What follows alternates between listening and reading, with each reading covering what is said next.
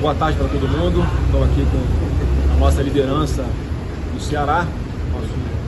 presidente do diretório estadual, o deputado André Fernandes, o nosso líder Rogério Marinho, e acabamos de ter uma conversa muito boa aqui no PL, junto com o presidente Valdemar, junto com a nossa liderança feminina nacional,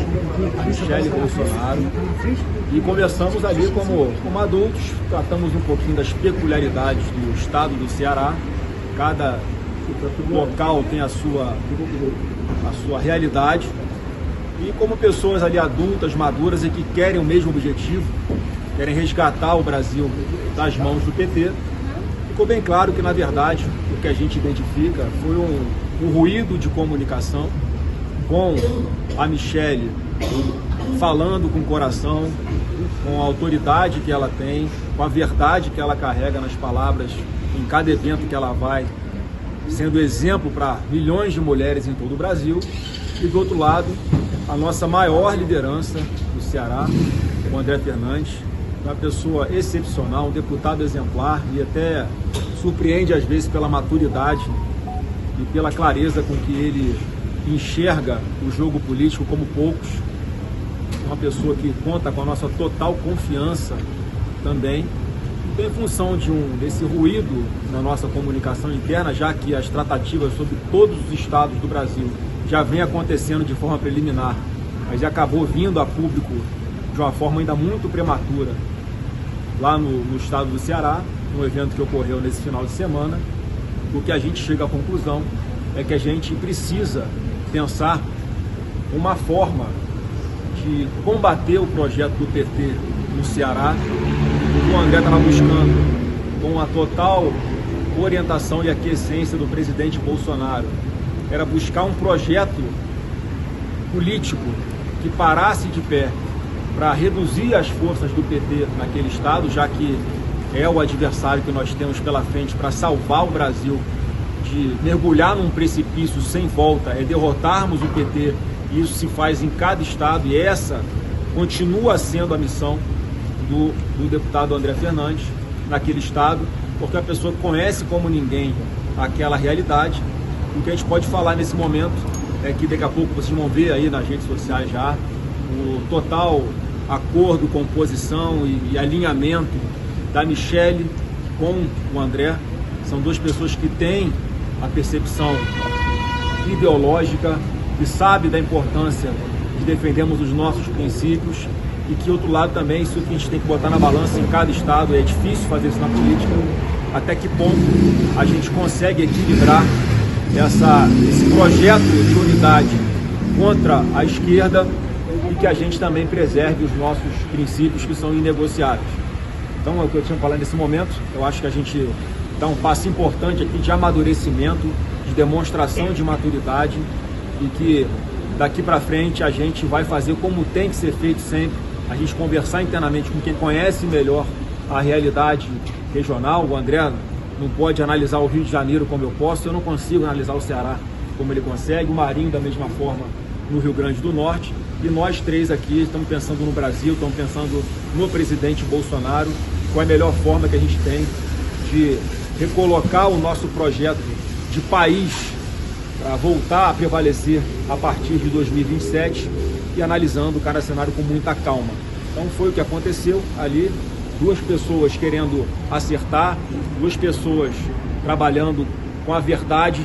de buscar alguma composição para derrotar o PT no Ceará, e aí a gente viu o que aconteceu e agora já conversamos, resolvemos, não vai acontecer novamente, a gente vai cada vez mais tomar um cuidado. Fazer as nossas composições, sempre ouvindo quem são nossas referências nos estados, e o André vai continuar seguindo, André, nesse trabalho de buscar ali a melhor composição, para que a gente consiga lá no Ceará ter um desempenho melhor, porque você é uma pessoa que fez uma campanha à Prefeitura de Fortaleza excepcional, você é uma pessoa que tem carisma, que tem a nossa total confiança para tomar as decisões ali junto com a gente, mais uma vez, para a gente pensar no Brasil inteiro, e lá no Ceará a gente quer continuar contando muito com a sua força, com a sua inteligência, com a sua maturidade, para que a gente possa fazer a coisa correta. Tá? Michele está autorizada a novos posicionamentos em relação às disputas estaduais? A Michele, ela está, como eu falei já anteriormente, em função do que está acontecendo com o presidente Bolsonaro, a gente cria uma dificuldade de comunicação. Eu tenho 30 minutos por semana para falar com o nosso líder, né, e com o pai também, né, tem que dividir esse tempo ainda para conseguir levantar o moral dele. Ele hoje estava lá numa situação bem difícil, soluçando bastante, reclamando que tinha passado a noite, teve refluxo de noite, tá numa sala de 12 metros quadrados, trancado na chave o dia inteiro, com a sala ao lado, um barulho infernal do ar-condicionado central daquele prédio da Polícia Federal, de 7 da manhã às 7 da tarde, às 7 da noite, uma pessoa inocente que está sendo torturada, passando pelo que está passando, e ainda assim eu tenho que falar com toda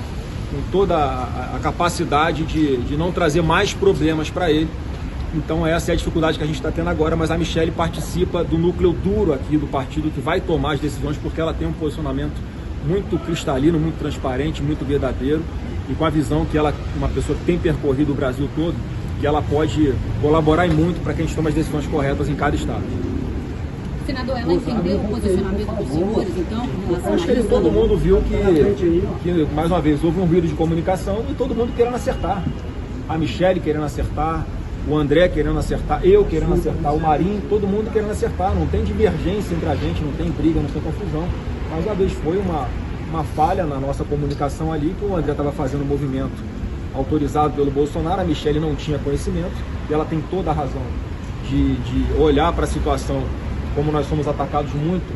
no CPF, né, fora da política, que ela se indignar como família. Eu também sou alvo disso. Então o André, ele, ao tomar essa iniciativa, ao saber do desgaste que poderia acontecer, mesmo assim, num gesto de total lealdade ao presidente Bolsonaro, ele foi caminhando nas conversas, e agora a gente vai ter que parar para pensar de novo qual é o projeto que a gente pretende ali, qual é o projeto mais viável para que a gente derrote o PT lá naquele estado, já que o que a gente tem ouvido é que o pré-candidato a governador do estado com quem o André estava tendo conversa está se colocando como oposição ao PT. Então é uma coisa ali de momento, uma coisa circunstância específica ali do estado do Ceará, e nesse sentido é que as conversas foram evoluindo, e agora a gente vai